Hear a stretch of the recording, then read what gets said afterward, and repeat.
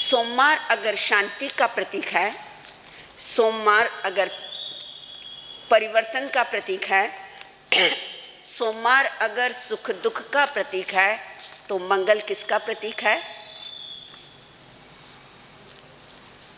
बोलो।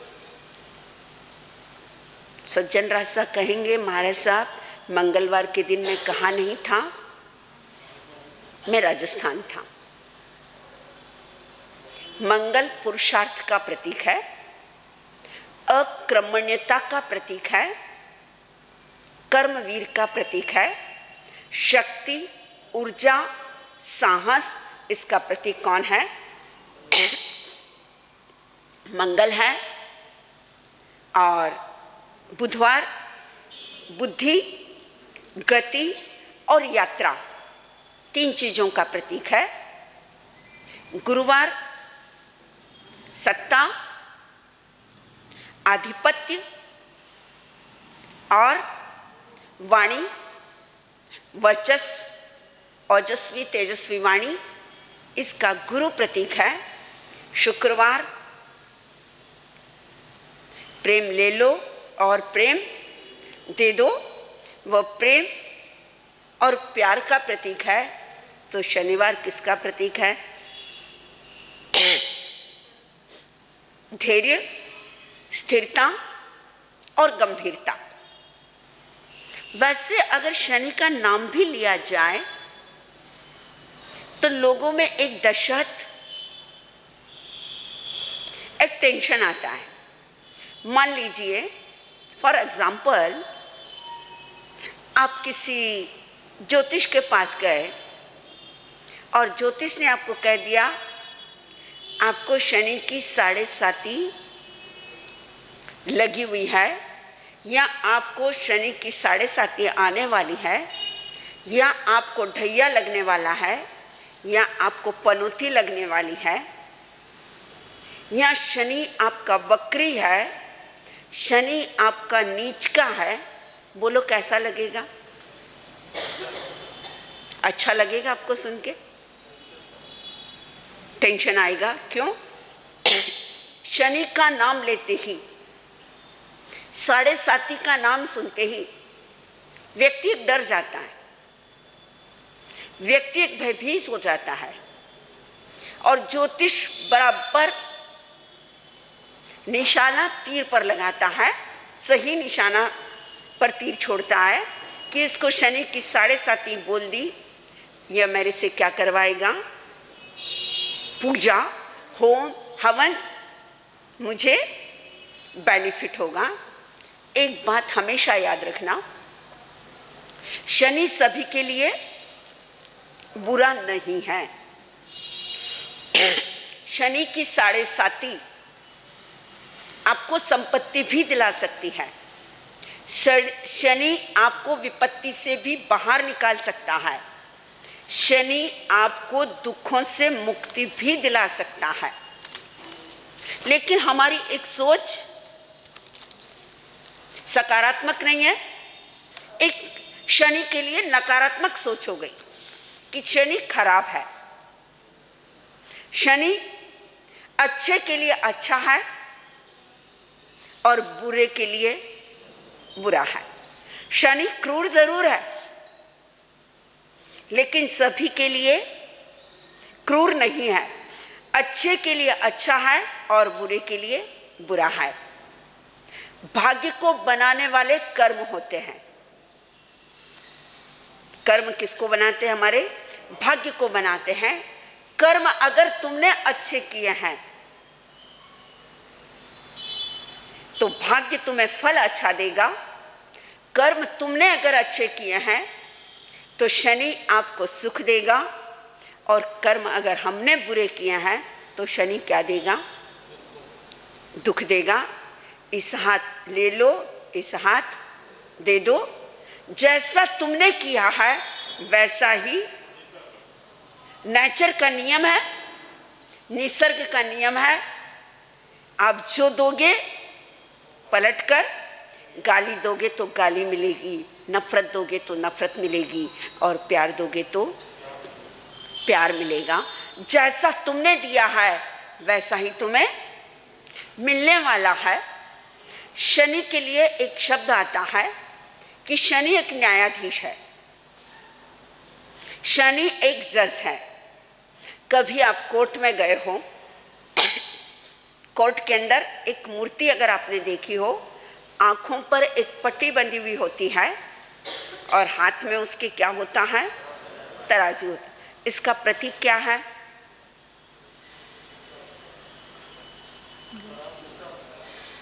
इसका प्रतीक न्याय का है। जैसा तुमने किया वैसा ही तुम्हें मिलने वाला है। न्याय का प्रतीक है। शनि बुरा नहीं है। बुरे कौन है? हम हैं। एक बार मैंने पढ़ा था, उपाध्याय अमर मुनि जी महाराज कहीं गोचरे के लिए गए, और ये तो मैं हर बार कहती हूँ, संत जब गोचरे के लिए जाते हैं, कहीं सम्मान मिलता है तो कहीं क्या मिलता है, बोलो, अपमान मिलता है। कोई देखकर दरवाज़ा खोल देते हैं और कोई देखकर दरवाज़ा क्या कर देते हैं, बंद कर देते हैं। गए एक अजैन परिवार के घर पर, जो जैन नहीं था, जो साधु जीवन को नहीं समझता था, ऐसे अनजान अबोध अनभिज्ञ के घर पर चले गए। घर के बाहर एक झूला लगा हुआ था, झूले पर एक बाबा जी बैठे हुए थे। जैसे ही एक संत को आते हुए देखा, पास में बाबा जी के एक बेटा बैठा हुआ था अपना, तो बाबा जी बोलते हैं, अरे आज सुबह सुबह कहाँ शनि महाराज घर पर आ गए? क्या कहा? सुबह सुबह कहाँ? मतलब कोई संत साधु घर पर आया है तो उसे क्या करना पड़ेगा? अरे देना पड़ेगा। तो बाबा जी क्या बोले, सुबह सुबह कौन आ गया? शनि आ गया, पनौती आ गई। उपाध्याय अमर मुनि ने अपने संस्मरण लिखते हुए लिखा, जब उस बाबा ने कहा कि शनि महाराज घर पर आ गए, तब अमर मुनि जी ने, महाराज ने कहा, भाई शनि जब घर पर आया, या तो शनि कुछ देकर जाता है या कुछ क्या करके जाता है, लेकर जाता है। या तो दुख मिटा कर जाता है या दुख देकर जाता है। शनि की पूजा कर ले भाई, तो तेरे दुख भी क्या हो जाए, अरे दूर हो जाए। अरे भाई तू शनि की पूजा घी से मत कर, किससे कर ले? तेल से ही कर ले। जब शनि आ ही गया है तब उसे क्या कर ले, क्योंकि शनि बारे के न्यारे भी कर देता है। बुढ़ा झूले पर बैठे बैठे हंसने लगा और बुढ़ा बोलता है, अरे भाई बाबा तुम्हें बुरा नहीं लगा? मैंने तो तुझे शनि बोला था। अमर मुनि ने जवाब दिया, भाई मुझे बुरा किस बात का लगेगा? अरे मैंने तूने शनि की गाली दी, शनि बनाया। तब अमर मुनि जी ने जवाब दिया, भाई शनि भी एक देवता है। जैसे गुरु देवता है, जैसे शुक्र देवता है, जैसे चंद्र देवता है, जैसे सूर्य देवता है, जैसे बुध देवता है, वैसे मैं भी कौन हूँ? एक। अरे तूने तो मुझे देवता बनाया है, मैं तो कौन हूँ? ऑलरेडी इंसान हूँ, लेकिन तूने मुझे देवता बनाया तो मैं क्यों गुस्सा करूँगा? तब वो बाबा बोला, ठीक है, चल तू कुछ आया है तो 2 रोटी लेकर क्या कर जा, चला जा। प्रसंग बहुत छोटा है। ऐसे तो संतों के जीवन के अंदर कई प्रसंग आते रहते हैं और जाते रहते हैं, लेकिन बात किसकी चल रही थी? हमारी शनि की चल रही थी। एक बार शनि जी किसी सेठ के पास, शनि और लक्ष्मी दोनों पहुंच गए, क्योंकि शनि और लक्ष्मी में हमेशा क्या चलता है? एक संघर्ष, एक विवाद चलता है। दोनों एक साथ पहुंचे तो, और दोनों ने पूछा, हमारे में से बड़ा कौन है? आपको दोनों में से कौन अच्छा लगता है? अब सेठ ने सोचा, सेठ भी कहाँ का रहा होगा, क्या बात है, रायचूर जैसा कि जो बहुत सोच समझ कर क्या दे उत्तर। बड़े होशियार और बड़े दक्ष लोग कहाँ के हैं? रायचूर के, क्योंकि राजस्थान का भी पानी पिया और कहाँ का पिया? अरे तुंगभद्रा और कृष्णा का भी पानी जिसने पिया, तो कई गांवों की बुद्धि कहाँ पर आ गई आप लोगों में? तो उस बनिया ने जवाब दिया, जब दोनों सामने खड़े हैं, लक्ष्मी भी और शनि जी, तब वह सेठ कहता है मेरे लिए तो दोनों अच्छे हैं, मैं किसे कम और किसे ज़्यादा कहूँ, लेकिन इतना ज़रूर कह सकता हूँ, शनि लक्ष्मी आती हुई अच्छी लगती है और शनि जाता हुआ क्या होता है? अच्छा लगता है। क्योंकि शनि की जब पनौती उतर जाती है, 7.5 खत्म हो जाती है, तो क्या लगता है? बहुत अच्छा लगता है। एक बात याद रखना, शनि जाता हुआ क्यों अच्छा लगता है? पनौती खत्म हो गई। एक बात याद रखो, शनि या तो आते हुए आपको सुख देगा या शनि आपको जाते हुए क्या करेगा? सुख देगा। शनि या तो जाते हुए आते हुए अगर उसने परेशानी दी है, तो जाते हुए आपको एकदम नारे के व्यारे कर देगा। क्योंकि आदमी शनि के समय में स्थिर रहना चाहिए और क्या रहना चाहिए? धैर्यवान रहना चाहिए। अगर शनि की चिंता का घुन अगर किसी को लग गया, तो याद रखना वह आदमी डिप्रेस, टेंशन, स्ट्रेस, तनाव उसके अंदर क्या होगा? घिर जाएगा।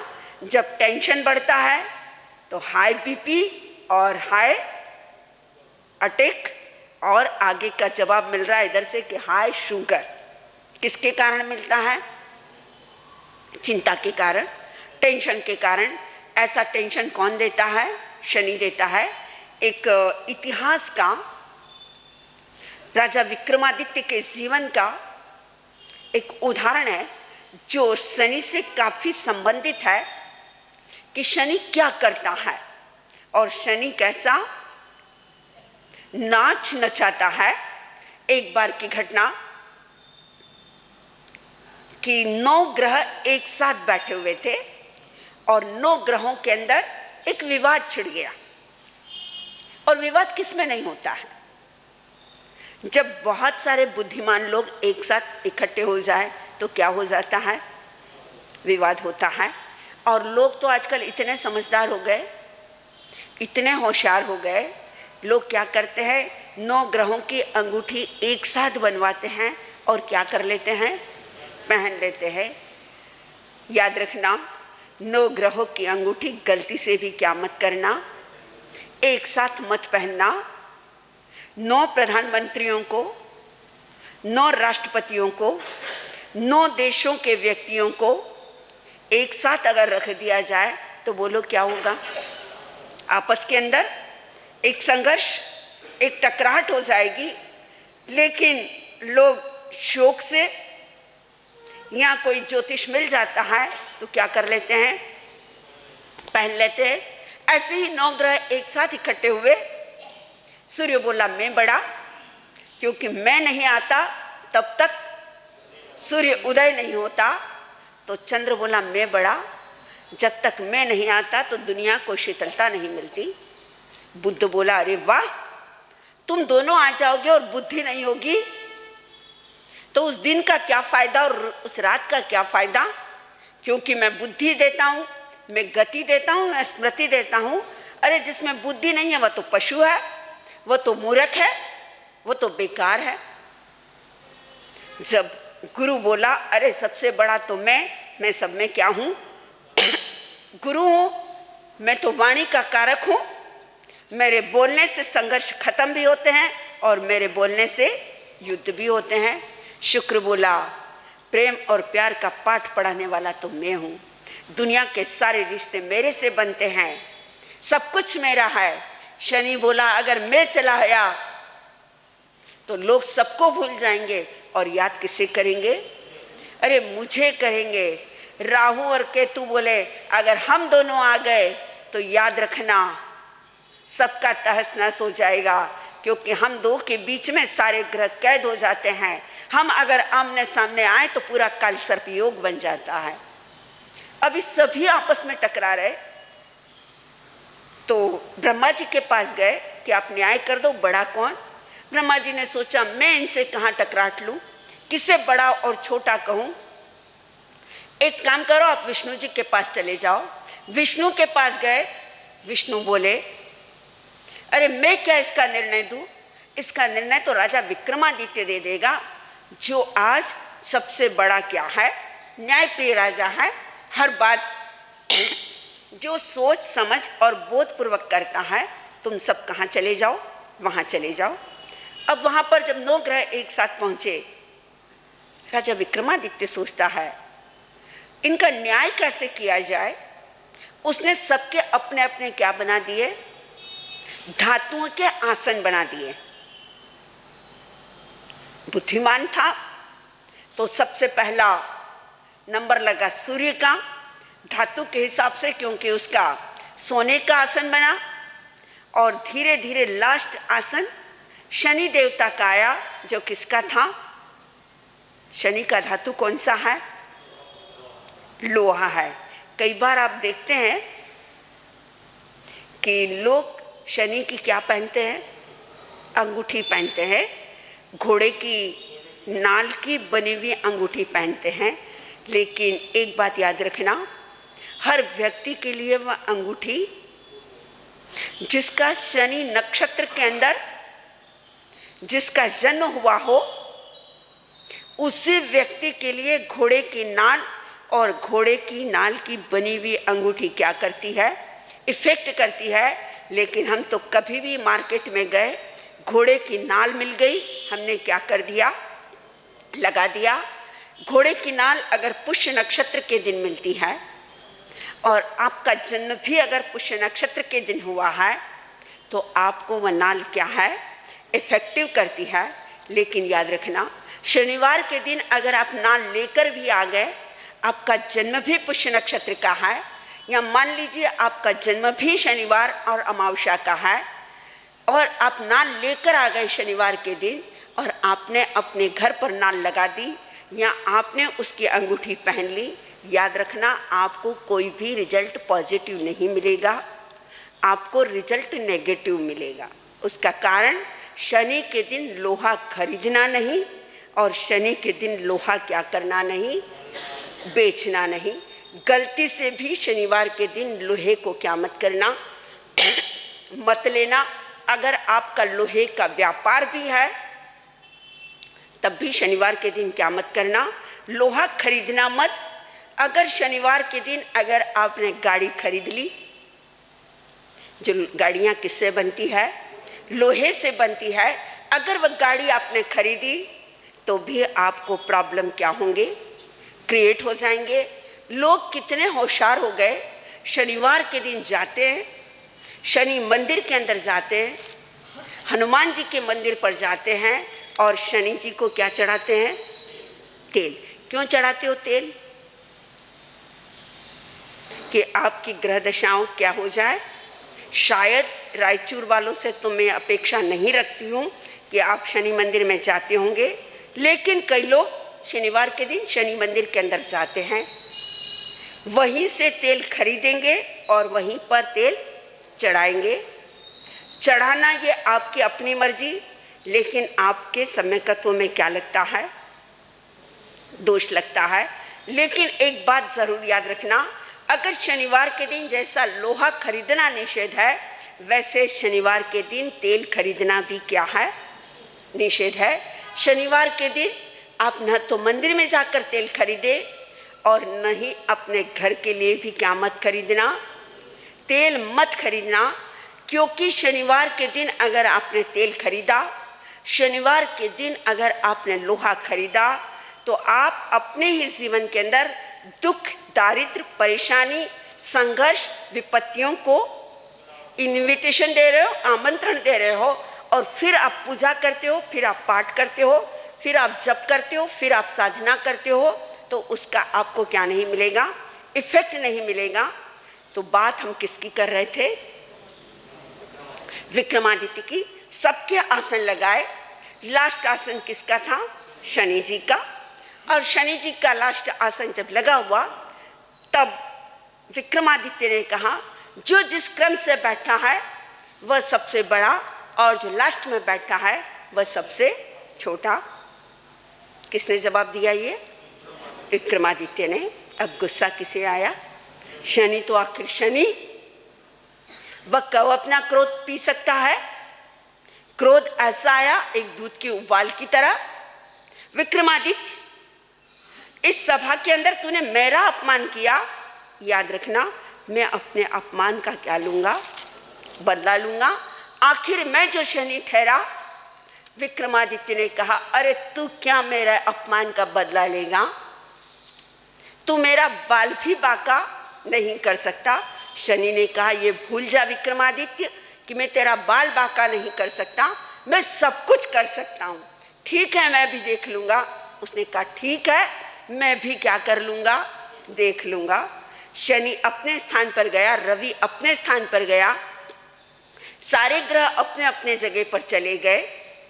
विक्रमादित्य अपने काम के अंदर लग गया, अपना न्याय, अपनी प्रजा, अपनी दुनिया के अंदर मस्त हो गया। एक दिन का प्रसंग, एक व्यक्ति आया अरब देश से जो अच्छी नस्ल का घोड़ा लेकर आया, जो बहुत अच्छा घोड़ा था। और उस घोड़े को देखकर विक्रमादित्य को वो घोड़ा क्या आया? पसंद। अरे बहुत सुंदर है, बहुत अच्छा है, ये घोड़ा मुझे बहुत पसंद आया। एक काम करते हैं, ये घोड़ा मैं खरीद लेता हूँ। घोड़ा थोड़ा उल्टी चाल का था। राजा ने घोड़ा खरीदा और घोड़ा खरीदने के बाद राजा ने सोचा मैं इसका क्या कर लूँ, ट्राई। राजा बैठा उस घोड़े के ऊपर सवार। अब जो लगाम खींचता है राजा, वह घोड़ा और तेजी से क्या करता है? दौड़ता है। राजा को पता नहीं कि ये इसकी लगाम छोड़ने पर ये घोड़ा क्या हो जाएगा, रुक जाएगा। अब वह जितना खींचता है उतना घोड़ा आगे आगे भाग रहा। हजारों किलोमीटर दूर उज्जैनी से कौन पहुंच गया? विक्रमादित्य। आखिर थका, घबराया और उसने घोड़े की लगाम छोड़ी। छोड़ते ही घोड़ा क्या हो गया? ठहरा। और जैसे ही ठहरा नीचे उतरा। हजारों किलोमीटर की दूरी तय करके आया था, थक चुका था, परेशान हो चुका, क्या किया जाए। और उसकी बोलते हैं ना कि विनाश काले विपरीत बुद्धि, घोड़ा भी खरीद लिया, जंगल में पहुंच गया। अब भूख लग रही, प्यास लग रही, परेशान हो रहा। आसपास में जाकर देखा, अब तो उसको पता चल गया था। एक गांव में पहुंचा, एक दुकान के बाहर बैठा। जिस दुकान के बाहर बैठा उस सेठ के यहाँ पर इतना माल बिका, इतना माल बिका। सेठ को लगा कि ये कोई जो आकर बैठा है यह कौन है? भाग्यशाली है, तकदीर वाला है। अरे बेटा तू मेरे यहाँ नौकरी करेगा? उसने बोला बिल्कुल ठीक है। लग गई नौकरी। वो वहाँ पर क्या करने लगा? नौकरी। राजा भी सोचता है देखता हूँ किस्मत कहाँ तक चलती है। नौकरी शुरू, काम करने लगा। अब देखिए भाग्य कैसे बदलते हैं, शनि कैसे अपनी परिक्रमा घुमाता है। सेठ की जो बेटी थी उसका एक बहशकीमती हार था, वह अचानक क्या हो गया? गायब। चोरी का इल्जाम किस पर आया? जो काम कर रहा है उसके ऊपर। तूने चुराया, उसने कहा मैंने नहीं चुराया। लेकिन अनजान देश, अनजान व्यक्ति, और वह अगर कह भी दे कि मैं उज्जैनी का राजा हूं तब भी उसकी कोई सुनने वाला नहीं। राजा ने, सेठ ने राजा को कहा, वहां के गांव के राजा को, इसने हार चुराया है, हार नहीं मिला, इस खूंटी पे रखा हुआ था, हार गायब हो गया। राजा ने आदेश दिया इस लड़के के दोनों हाथ और दोनों पैर क्या कर लिए जाए? काट लिए जाए। राजा का राजा कौन? कट गए दोनों हाथ और पैर, चौरंगा बन गया। अब वो सोचता है देखो किस्मत कहाँ लेकर जाती है। गांव के बाहर एक तेली की दुकान थी, उस दुकान पर गया। बोले मुझे कोई काम मिलेगा। बोले तू क्या करेगा, तेरे दोनों हाथ और दोनों पैर नहीं है। बोले मैं घानी में से क्या निकाल दूंगा, तेल निकालूंगा। बोले ठीक है तू तेल निकाल लेना, कैसे निकालेगा। बोले एक ये बना दो, मैं उस पर बैठूंगा और मुंह से ये घानी घुमा दूंगा। बोले ठीक है। अब घानी में से तेल निकाल रहा है, अपना तेल का काम कर रहा है। सुबह सुबह में वो आवाज अच्छी, स्वर अच्छा, गीत गा रहा है। जब उसकी गीत चल रहा, स्वर चल रहा, राजा की बेटी उधर से गुजरी। कितना प्यारी आवाज है, कितनी सुंदर आवाज है, कितना अच्छा गा रहा है। बड़ा मजा और बड़ा आनंद आया। कुछ भी हो जाओ, जो ये गा रहा है, जिसका ये स्वर है, अगर शादी करूंगी तो मैं इसी के साथ करूंगी। किसने प्रण किया? लड़की ने पिता को समाचार दिए, आज मैं जिधर से गई थी मुझे एक आवाज आई, कौन है मुझे नहीं पता, मुझे उसके साथ शादी करना है।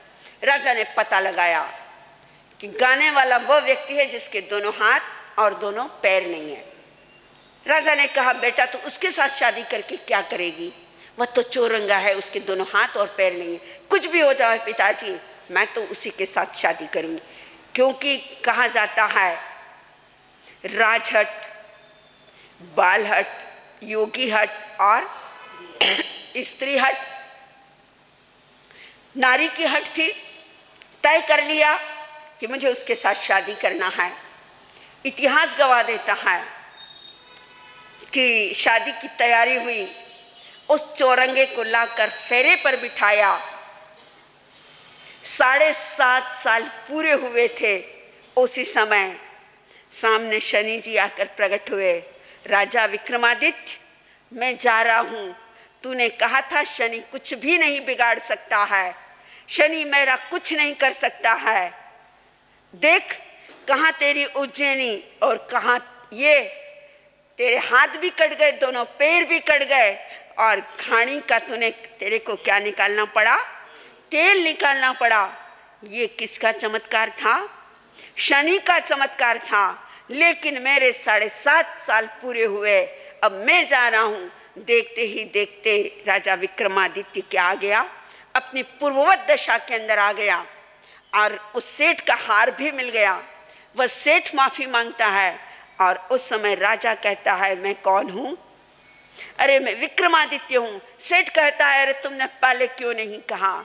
अरे भाई, जब विपरीत परिस्थिति आती है, जब दुख आता है, जब परेशानी आती है, तब अगर अपनी सच्ची पहचान भी दी जाए तो लोग उसे क्या नहीं करते हैं? अरे स्वीकार नहीं करते हैं, उसकी बात नहीं मानते हैं। अगर मैं कुछ भी कहता तो क्या नहीं होता? वह बात नहीं मानी जाती। लड़की कहती है मैं कितनी भाग्यशाली हूँ, मैं कितनी तकदीर वाली हूँ कि मैंने कितना अच्छा चुनाव किया। जो दुनिया की नज़रों में चौरंगा था, जो दुनिया की नज़रों में घानी का तेल निकालने वाला था, लेकिन मेरी नज़रों के अंदर वह कौन था? एक अच्छा व्यक्ति था।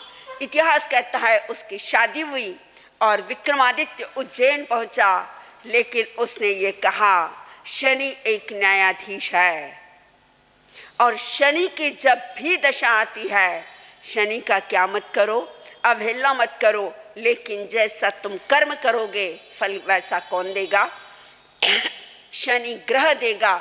इसलिए कहा जाता है शनि जब भी आता है मानसिक क्या कर ले, धैर्यता कर ले, क्योंकि वह किसका प्रतीक है? धैर्यता का प्रतीक है, वह शांति का प्रतीक है और वह स्थिरता का प्रतीक है। राजस्थान के जो हमारे पुराने जो वृद्ध और पुराने जो श्रावक होते थे, शनिवार को थावर वार कहते थे। कौन सा वार? थावर वार, स्थिर वार। अगर कोई प्रॉपर्टी अगर लेनी हो, मकान अगर लेना हो, तो किस दिन लेते थे? शनिवार के दिन लेते थे, ताकि वह प्रॉपर्टी क्या रहे? स्थिर रहे। अगर बैंक में अकाउंट अगर खोलना है तो कब खोलते थे? शनिवार के दिन, क्योंकि आज तो शनिवार के दिन क्या रहता है? हाँ, बैंक भी अकाउंट बंद रहते हैं, लेकिन शनि के दिन जो चीज आपको लंबे समय तक चलाना है वह किस दिन लेना है? शनिवार के दिन क्योंकि वह क्या रहेगा, स्थिर रहेगा। कई लोग मकान के अंदर प्रवेश भी किस दिन करते थे, शनिवार के दिन, क्योंकि एक स्थिरता और शांति और धैर्यता के साथ हमारा क्या चले, काम चले। तो आइए, शनि धैर्य का प्रतीक है, लेकिन हम तो कोई भी काम क्या करते हैं, उतावलो सो बावलो। कोई भी काम, खाना है तो जल्दी, ऑफिस जाना है तो जल्दी, व्याख्यान से जाना है तो, वाह कितना अच्छा जवाब आया, व्याख्यान से जाना है तो जल्दी, यहाँ से हैदराबाद जाना है तो जल्दी, बेंगलोर जाना है तो जल्दी, किसी को कोई जवाब देना है तो बोलो। अगर गुस्सा आ गया, क्रोध आ गया और सामने वाले को अगर आपसे फाइट करना है, उसको प्रत्युत्तर देना है, तो 2 मिनट के लिए हम क्या रखें, शांति रखते या नहीं रखते, नहीं रखते। तुरंत रिप्लाई, तुरंत एक्शन, तुरंत इफेक्ट। लेकिन शनि कहता है किसी भी चीज का आप तुरंत क्या मत करो, एक्शन मत लो। धैर्य से अगर काम लोगे तो शायद है कि बिगड़ता हुआ काम भी आपका क्या हो सकता है, बन सकता है। और आपने गड़बड़ी में किया, जल्दी में किया, तो बनता हुआ काम भी आपका क्या हो सकता है, बिगड़ सकता है। इसलिए शांति के साथ काम करो। शनि का रंग कौन सा है, काला रंग है। काला रंग जो सारे ही दुर्गुणों को क्या करने वाला है। लोग काले रंग को क्या मानते हैं, अशुभ मानते हैं। लेकिन याद रखना, किशन जी का रंग काला था, भगवान नेमनाथ का रंग काला था, भगवान राम का रंग कौन सा था, काला था। काला रंग जो सारे दुर्गुणों को क्या कर दे, छुपा देता है। शनि का रंग काला इसलिए है कि अगर तुम काले कारनामे करोगे तो फल भी कौन सा मिलेगा, काला मिलेगा। और काले कारनामे नहीं किए तो फल भी कैसा मिलेगा, अच्छा मिलेगा। तो घड़ी में भी 10:05 हो रहे हैं। तो आइए मैं कुछ बातें और बताऊं आपको। शनि का जाप कौन सा है। लोग ओम शं शनिश्चराय नमः का जाप करते हैं। याद रखना, शनि के जाप के लिए हमारे पूर्वाचार्यों ने, आप जाप ग्रहों का मत कीजिए। आपको अगर परमात्मा से अगर मिलना है, शनि से मुक्ति अगर पाना है, तो ओम ह्रीम अर्हम मुनि सुव्रत स्वामी ने नमः, इसका क्या कीजिए, आप जाप कीजिए। भगवान मुनि सुव्रत स्वामी का जाप करने से शनि ग्रह की क्या होती है, शांति होती है। शनि ओम ह्रीम अर्हम मुनि सुव्रत स्वामी ने नमः, क्या है इसका मंत्र, आप चाहे तो लिख सकते हैं, ओम ह्रीम अर्हम मुनि सुव्रत स्वामी ने नमः। इसका अगर जाप किया जाए शनिवार के दिन, तो शनि आपका क्या नहीं करेगा। किसी वॉचमैन से हाथ मिलाने से बेटर है कि प्राइम मिनिस्टर से हाथ मिलाओ। किसी छोटे से संपर्क करने से बेटर है कि किसी बड़े से संपर्क करो। मालिक से अगर तुमने हाथ मिला लिया तो वॉचमैन तुम्हारा बाल भी क्या नहीं कर पाएगा, बाका नहीं कर पाएगा। अगर आप शनि की आराधना करते हो तो आपको मिथ्यात्व लगता है, और आप मुनि सुव्रत स्वामी की आराधना करते हो तो आपका सम्यकत्व क्या होता है, दृढ़ होता है। किसी भी ग्रह की आराधना न करते हुए आप किसी भी तीर्थंकर की क्या कीजिए, आराधना कीजिए।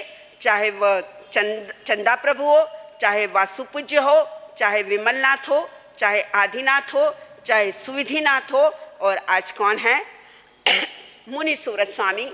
आइए मैं कुछ आपको जानकारी दे दूं। आने वाली 6 अक्टूबर को आपके यहाँ पर एक क्या रखा गया है, एक अनुष्ठान, एक जाप।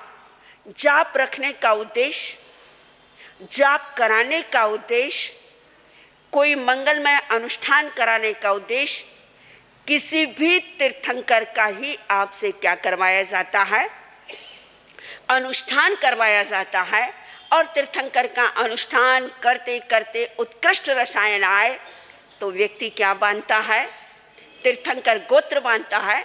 अपने कर्मों की नजरा होती है और ये कलयुग है मेरे भाई। कौन ऐसा व्यक्ति है, कौन ऐसा बंदा है कि जिसके घर और परिवार में क्या नहीं है? बोलो, संकट नहीं है, यहाँ परेशानी नहीं है, यहाँ मुसीबत नहीं है। कई व्यक्ति परेशानियों से परेशान हैं और बंदा जब परेशान होता है, बंदे को जब अगर बीमारी है तो कहाँ जाएगा? डॉक्टर के पास जाएगा और जिस डॉक्टर ने जो दवा दे दी तो वह क्या लेगा? वही दवा लेगा। अब कोरोना आया, अगर कोई मना कर दे कि कोरोना वैक्सीन मत लेना तो क्या आप रुकोगे?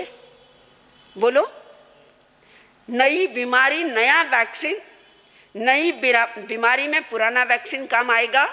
कि कोरोना आया है और पोलियो का डोज ले लो, गाड़ी चल जाएगी। कोरोना आया है और चेचक का वैक्सीन ले लो, गाड़ी चल जाएगी। बीमारी नहीं आई है तो वैक्सीन भी कौन सा आया है? नया आया है। तो आइए, जब बीमारी अगर होती है तो व्यक्ति क्या करेगा? कहीं न कहीं रास्ता ढूंढेगा।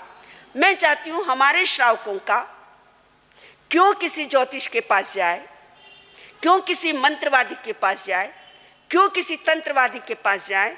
और परमात्मा ने आपको जिन शासन में और जिन धर्मों में जन्म दिया है, क्यों आपकी सम्यकत्व के अंदर दोष लगे, क्यों आपका मिथ्यात्व जाए?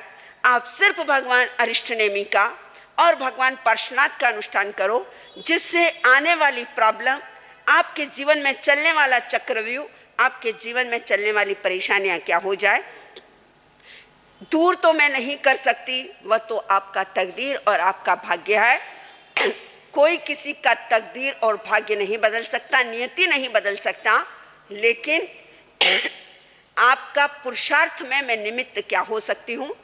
जरूर बन सकती हूँ। जैसे कोरोना वैक्सीन आपके लिए एक निमित्त बना हुआ है, बीमारी रुकना है न रुकना ये ऊपर वाले के हाथ में है। जैसे वैक्सीन लेना आपके लिए एक निमित्त है, वैसे तीर्थंकरों का जाप करना भी आपके लिए एक क्या है? एक वैक्सीन है, एक निमित्त है। उस कोरोना को रोकने के लिए डोज कितने लेना है? 2 लेना है। आइए, आने वाली प्रॉब्लम को रोकने के लिए भी 2 वैक्सीन है, एक भगवान अरिष्टनेमी और दूसरा कौन सा है? भगवान पार्श्वनाथ, की जो आने वाली प्रॉब्लम्स को रोके। दिनांक 6 तारीख को सुबह में 7 बजे ये मंगलमय अनुष्ठान का प्रारंभ होगा।